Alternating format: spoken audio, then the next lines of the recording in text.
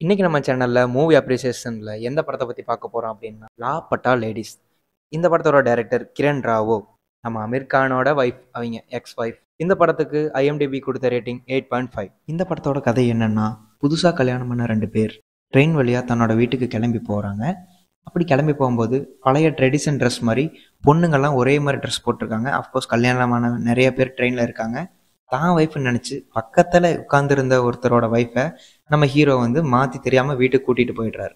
அதுக்கப்புறம் அவரோட ஒய்ஃபை கண்டுபிடிச்சாரா இல்லையா, மாற்றி கூட்டிகிட்டு வந்தாங்களே அவங்க ஏன் சைலண்ட்டாக வந்தாங்க, எதுவுமே பேசாமல், அவங்க யார், இது எல்லாம் பற்றினது தான் இந்த கதை. இந்த படத்தோட கதைக்களம் 2001ஆம் ஆண்டு நடக்கிற மாதிரி வடிவமைச்சிருக்காங்க. இந்த கதை நடக்கிற இடம் நிர்மல் பிரதேஷ். ஸோ தன்னோட ஒய்ஃப்னு நினச்சி இன்னொருத்தரை மாற்றி கூட்டிகிட்டு வந்துட்டாங்க.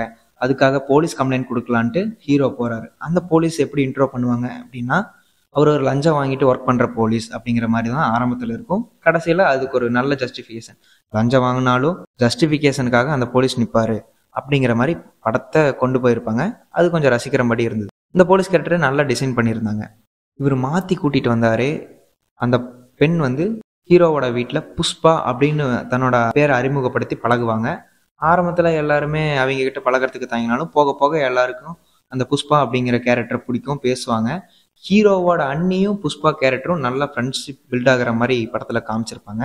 ஹீரோவோட அன்னிக்கு வந்து வரைகிற திறமை இருக்கிற மாதிரி படத்தில் இருக்கும். அதை வந்து அதிகமாக வெளிக்காட்டாமல் இருப்பாங்க. இந்த புஷ்பா அப்படிங்கிற கேரக்டர் போய் தான், நீங்கள் வரைகிறத நிறுத்தக்கூடாது, இது உங்களுக்கு ஒரு கடவுள் கொடுத்த வர மாதிரி, நீங்கள் வரைகிறத தொடர்ந்து செய்யணும் அப்படின்னு சொல்லி அவங்களுக்கு ஊக்குவிக்கிற மாதிரி இருக்கும். புஷ்பாங்கிற கேரக்டர் வந்து விவசாயத்தில் ஆர்வமாக இருக்கிற மாதிரி ஒரு சீன்ஸ் வச்சுருப்பாங்க.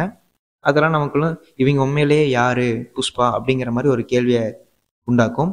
அதே சமயத்தில் தன்னோட ஒய்ஃபை ட்ரெயினில் மிஸ் பண்ணிட்டு வந்தாங்க பார்த்தீங்களா, அவங்க வந்து இன்னொரு ஸ்டேஷனில் மாற்றி இறங்கியிருப்பாங்க. அவங்களுக்கு வந்து தன்னோட ஹஸ்பண்டோட வில்லேஜோட நேம் தெரியாது, அதுதான் ஃபர்ஸ்ட் ப்ராப்ளம். அதனால அவங்களால ரிட்டர்ன் போக முடியாமல் அதே ஸ்டேஷனில் ஸ்டக் ஆகிடுவாங்க. அங்கே அவங்களுக்கு 2 பேர் ஹெல்ப் பண்ணுவாங்க. அதில் ஒரு ஒரு வயசான அம்மா வந்து டீ கடை வச்சுருப்பாங்க. அவங்க வந்து அவங்களுக்கு ஹெல்ப் பண்ணுற மாதிரி இருக்கும், தங்கறதுக்கு இடம் கொடுக்குற மாதிரி. தீபக் எப்படி போலீஸ் ஸ்டேஷனில் தான் ஒய்ஃப் காணோம் அப்படின்னு சொல்லி கம்ப்ளைண்ட் கொடுத்தாரோ, புஷ்பாவோட ஆக்சுவல் ஹஸ்பண்டும் அதே மாதிரி அவங்க ஏரியாவில் கம்ப்ளைண்ட் கொடுத்துருப்பாங்க. கடைசியாக அந்த கேஸ் வந்து ஒரே ஸ்டேஷனுக்கு வந்து இன்வெஸ்டிகேஷன் நடக்கிற மாதிரி போகும் கதை. இப்போ பார்த்தா கடைசியில் புஷ்பா அவங்களோட ஆக்சுவல் நேமே கிடையாது, அவங்களோட உண்மையான பெயர் வந்து ஜெயா அப்படின்னு சொல்லி தெரிய வரும். அவங்க இங்கே வந்து தன்னோட அடையாளத்தை மாற்றிக்கிட்டு ஒரு சந்தேகத்துக்குரிய ஒரு வாழ்க்கையை வாழ்ந்துக்கிட்டு இருக்காங்க அப்படிங்கிற மாதிரி ஒரு டவுட் நமக்கு வரும். அதுக்கெல்லாம் ஆன்சர் என்னன்னா, ஆக்சுவலாக ஜெயா அப்படிங்கிற புஷ்பா அப்படிங்கிற ஜெயா அவங்களுக்கு வந்து ஆர்கானிக் ஃபார்மிங் படிக்கிறதுல ரொம்ப விருப்பமாக இருக்கும். தன்னோட வீட்டில் சொல்லியிருப்பாங்க. ஆனால் அவங்க அம்மா வந்து அதையெல்லாம் பொருட்படுத்தாமல் அவங்களுக்கு கட்டாய கல்யாணம் பண்ணி வச்சிருவாங்க. சரி, ஹஸ்பண்டுக்கிட்ட சொல்லணும்னு பார்த்தா ஹஸ்பண்ட் வந்து பண்ணுறது இது செகண்ட் மேரேஜ்னு அவங்களுக்கு தெரிய வருது. ஆல்ரெடி அவங்க ஒய்ஃபை கொன்று இருக்காரு, ஃபர்ஸ்ட் ஒய்ஃபை அப்படின்னு தெரிய வருது. ஸோ ஜெயா வந்து அவர்கிட்ட இருந்து எஸ்கேப் ஆகணும்னு நினைக்கும் போது, தீபக் இப்படி தெரியாமல் மாற்றி ஒய்ஃப்னு நினச்சி கூட்டிகிட்டு வரும்போது அதுதான் எஸ்கேப் ஆகிறதுக்கு சரியான நேரம் அப்படின்னு சொல்லி கிளம்பி வந்துட்டாங்க. இங்கே வந்துட்டு அவங்க டவுரியாக வாங்கிட்டு வந்த நகைகள் எல்லாம் ஸ்பெண்ட் பண்ணி தன்னோட படிப்புக்கு தகுந்த மாதிரி அதை பணமாக மாற்றி வச்சுருந்தாங்க. அதுக்கப்புறம் கடைசியாக போலீஸ் ஸ்டேஷனில் சப் இன்ஸ்பெக்டர் வந்து புஷ்பாதா ஜெயா அப்படின்னு சொல்லி கண்டுபிடிச்சதுக்கப்புறம் ஜெயாவோட ஆக்சுவல் ஹஸ்பண்ட் வந்து அவங்கள வந்து போலீஸ் ஸ்டேஷன்லேயே அடித்து கூட்டிகிட்டு போகிற மாதிரி இருக்கும். ஆனால் அந்த டைமில் ஒரு ட்விஸ்ட் நடக்கும். ஒரு பொண்ணோட விருப்பம் இல்லாமல் நீங்கள் அவங்கள கூட்டிகிட்டு போக முடியாது அப்படின்னு சொல்லி போலீஸ் வந்து ட்விஸ்ட் அடிப்பாங்க. அது நல்லாயிருக்கும். என்னடா லஞ்சம் வாங்குற போலீஸ் திடீர்னு நல்லவராக பேசுகிறாரே அப்படின்னு சொல்லி நமக்கே ஷாக்கிங்காக இருக்கும். பட் ஆனால் அந்த சீனே ஒரு மாதிரி அந்த ரொம்ப ஃபீல் குட்டாக படத்தில் ஒரு ஹை பாயிண்ட்டாக இருக்கும் அந்த சீன். அப்புறம் தீபக்கோட ஒய்ஃப் எப்படி கண்டுபிடிச்சாங்க அப்படின்னா, தீபக்கோட அன்னைக்கு நல்லா வரைகிற திறமை இருக்கும்ல, தீபக்கோட ஒய்ஃபை பார்த்த ஞாபகத்தில் அவங்க வரைஞ்சி போஸ்டர்ஸ் ரெடி பண்ணி எல்லா இடத்துலையும் ஒட்டுவாங்க. அதை பார்த்து கண்டுபிடிச்சி தீபக்கோட ஒய்ஃப் எந்த ஸ்டேஷனில் இருக்காங்க அப்படின்னு சொல்லி போய் பார்த்து ஒய்ஃபை கண்டுபிடிச்சிருவாங்க. கடைசியில் ஜெயா தன்னோட படிப்பு ஆர்வத்துக்காக படிக்கிற இடத்துக்கு கிளம்பி போவாங்க. எல்லாருக்கும் தீபக்கோட ஃபேமிலிக்கு நன்றி சொல்லிட்டு கிளம்புவாங்க. ஓவரால் இந்த படம் எதை மைய கருத்தாக வச்சிருக்குன்னா, பெண் சுதந்திரத்தை மையப்படுத்துகிறாங்க.